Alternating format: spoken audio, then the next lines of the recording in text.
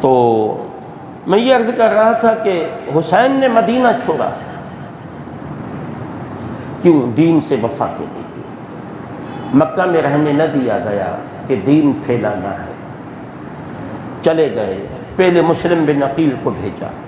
ہم کتنے وفادار ہیں، مسلم بن عقیل کو بھیجا، 40,000 لوگوں نے مسلم بن عقیل کے ہاتھ میں بیعت کی۔ کتنے؟ توجہ سے میں آخری الفاظ کہہ رہا ہوں، 40,000 لوگوں نے، یہ صبح کو 40,000 تھے، صبح کو، شام کے ٹائم پہ صرف 3 افراد ساتھ رہ گئے تھے، جنہوں نے بلایا تھا، خط لکھ لکھ کے بلایا تھا، قسمیں دے دے کے بلایا تھا کہ ہم تیرے وفادار ہیں۔ گویا کہ وہ اس دور میں کہہ رہے تھے قدم پر آؤ امام حسین، ہم تمہارے ساتھ ہیں۔ وہ موجودہ ماحول کے تناظر میں گویا کہ وہ اس قسم کا نعرہ لگا رہے تھے۔ امام مسلم کی شہادت کے بعد میں لوگوں نے مشورہ دیا حسین یہ راستہ ترک کر دو، کا وفاداروں کا شیوا نہیں، جو راستہ لیا ہے اسی پہ چلنا ہے چاہے کچھ بھی ہو جائے۔ وہ جنہوں نے خط لکھ لکھ کے بلایا تھا مولا حسین ان کو بلا کے کہتے ہیں اے فلاں کیا تو نے یہ خط لکھ کے مجھے نہیں بلایا تھا؟ گردن جھک گئے۔ فلاں تو نے یہ مجھے پیغام نہیں دیا تھا کہ آ جاؤ؟ میں خود تو نہیں آیا، میں تمہارے بلاوے پہ آ گیا ہوں، اب مجھے تنہا چھوڑ رہے ہو؟ اس قوم نے تو نبی کے نواسے کو بھی تنہا چھوڑ دیا تھا،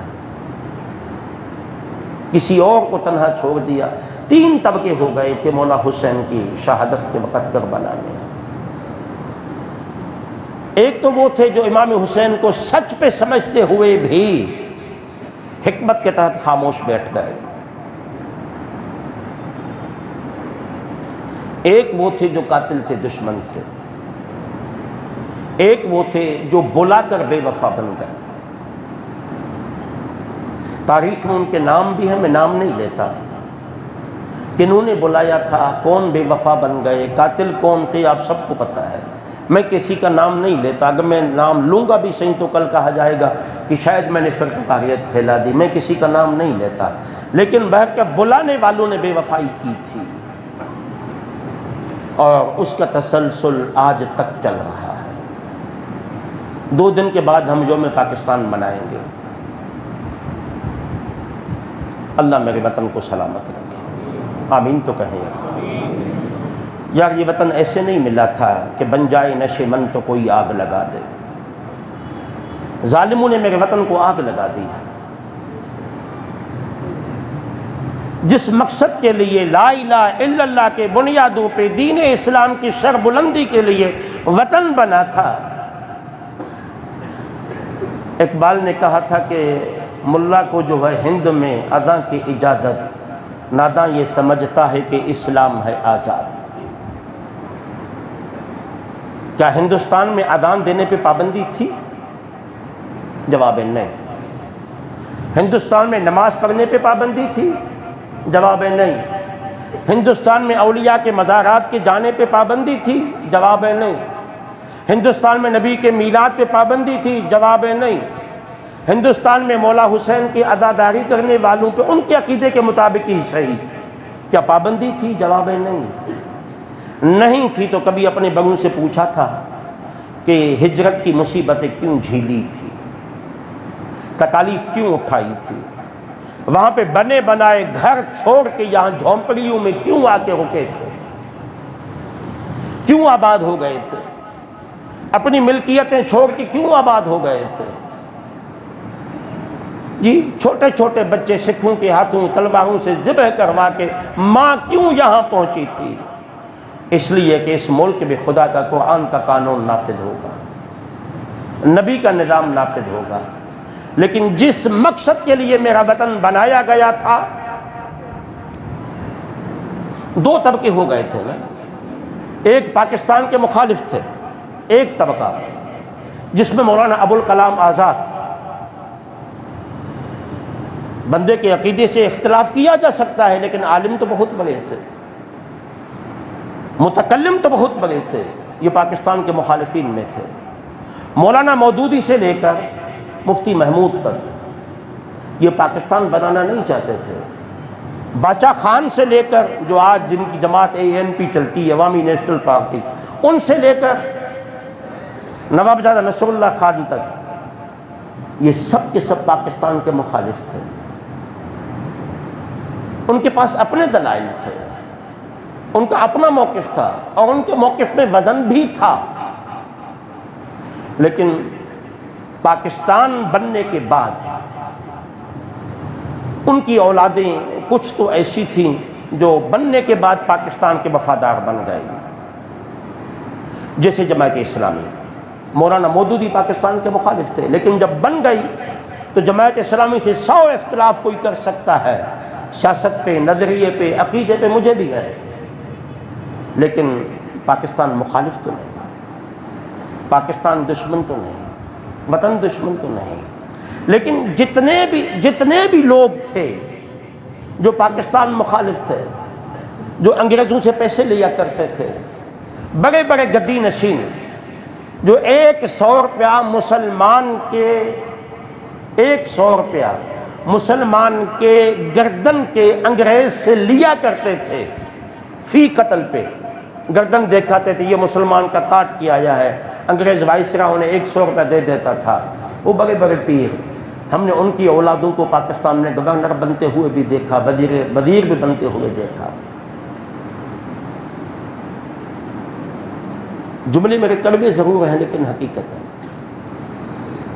میں آگے نہیں جاؤں گا، مجھے نام بھی معلوم ہے لیکن میں نہیں لے رہا۔ جن لوگوں نے پاکستان کی مخالفت کی، مفتی محمود صاحب پاکستان کے مخالف تھے، لیکن پاکستانی سیاست میں ان کے صاحبزادے کا کردار آپ سب کے سامنے ہے۔ میں نام نہیں لوں گا، آپ کو نام کا بھی پتہ ہے۔ جی، باچا خان پاکستان کے مخالف تھے، اس نے وصیت کی تھی مرنے کے بعد بھی کہ مجھے پاکستان کے سرزمین میں دفن نہ کیا جائے، انہیں افغانستان لے جایا گیا تھا۔ آج ان کے خاندان کا کردار بھی آپ کے سامنے ہے، اور پاکستان بنانے والوں کے ساتھ کیا کیا گیا۔ محمد علی جناح زیارت سے آئے تو ایمبولینس کا پیٹرول بھی کیوں ختم ہوا تھا؟ اس وقت کا وزیر اعظم بھی قائد اعظم کے استقبال کے لیے ایئرپورٹ پہ کیوں نہیں گیا تھا؟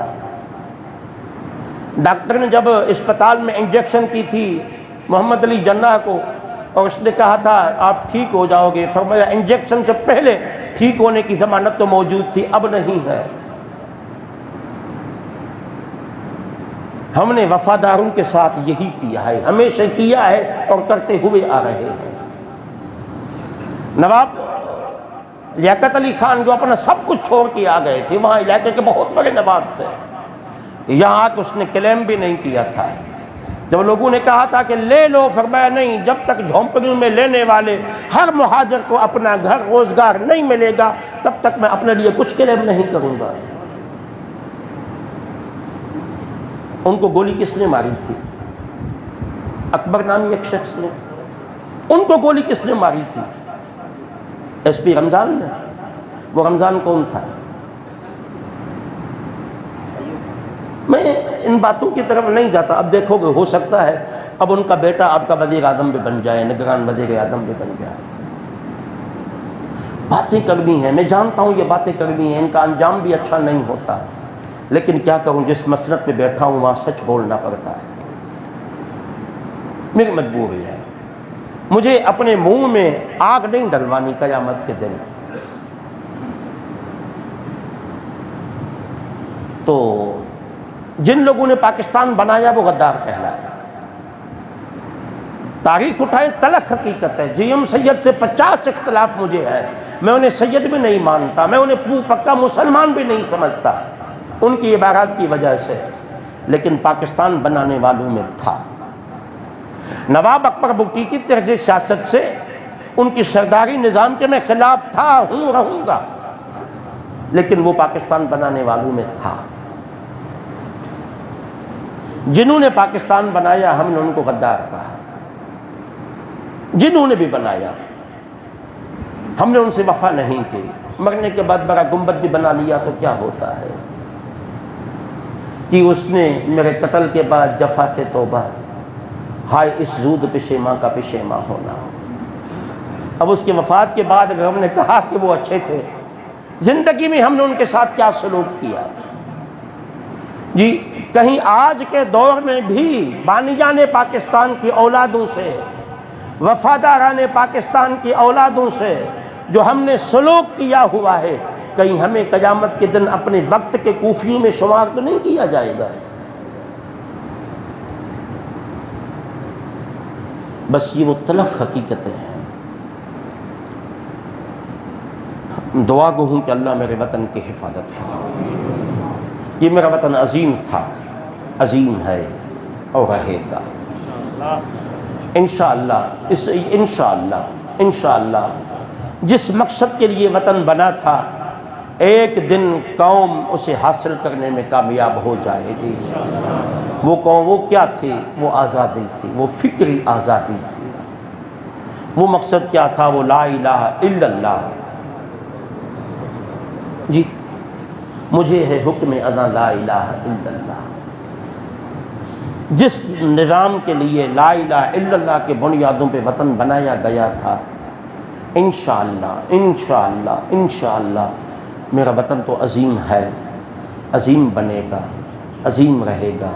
اللہ فیصلے کرنے والوں کو بہتر فیصلے کرنے کی توفیق عطا فرمائے۔